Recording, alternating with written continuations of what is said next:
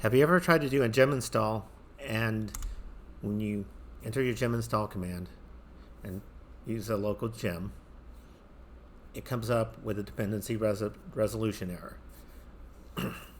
Now, there's some output here, and there's a very specific case going on here. But one of the things you can do is you can export debug resolver. You really don't need to set it to any specific value. If it's set, it will do the debugging. And then you can try your gem install again, and you can see every step of the way what it's trying to activate and everything. But even in the original output, we see that Chef Utils was actually activated at 18.2.31, and that's what it was looking for. So what's the problem here?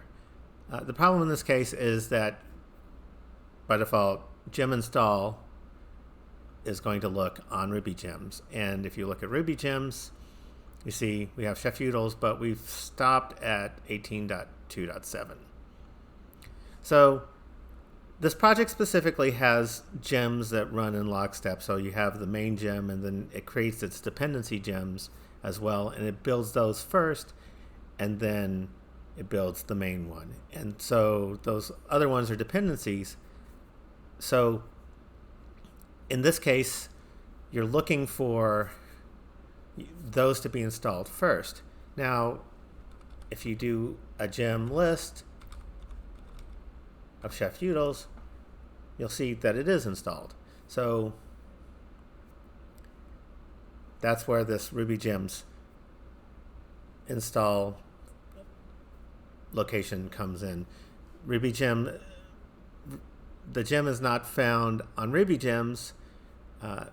Gem install will not actually satisfy or mark that as satisfied as a dependency. Bundle install will actually work with you. You can actually specify local directories. It will look for local gem install. So it will do all that work. But gem install itself expects that gem to actually be a public gem, or at least on a gem source somewhere. So you can specify that gem source, but you have to have a gem repository that it finds it on. So way to work around that, and let's make sure our debug resolver is unset. Okay, you have to unset it to stop getting that output. Okay, now let's go back, make sure we're not getting that output first. Okay, so if you add a -- local here after install and before your gem name and hit enter, now it's going to resolve those with local gems as well. And as you can see, now this is all magically installed fine. Now in this project, you still have to build the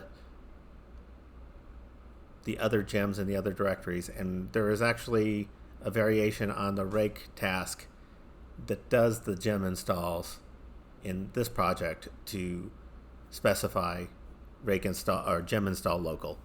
But that's how you work through some gem resolution errors, particularly one if you're running into this cryptic dependency chain that seems like it's installed, but it's not recognizing that. You may be trying to use a gem that you've actually installed locally, and you remember installing it locally, but you have neglected the fact that it's not on Ruby gems, so gem install's not going to by default find it. And you can use the -- local option argument on gem install to tell it to do that resolution with anything that's installed locally as well. Hope you learned something this time around. Thanks.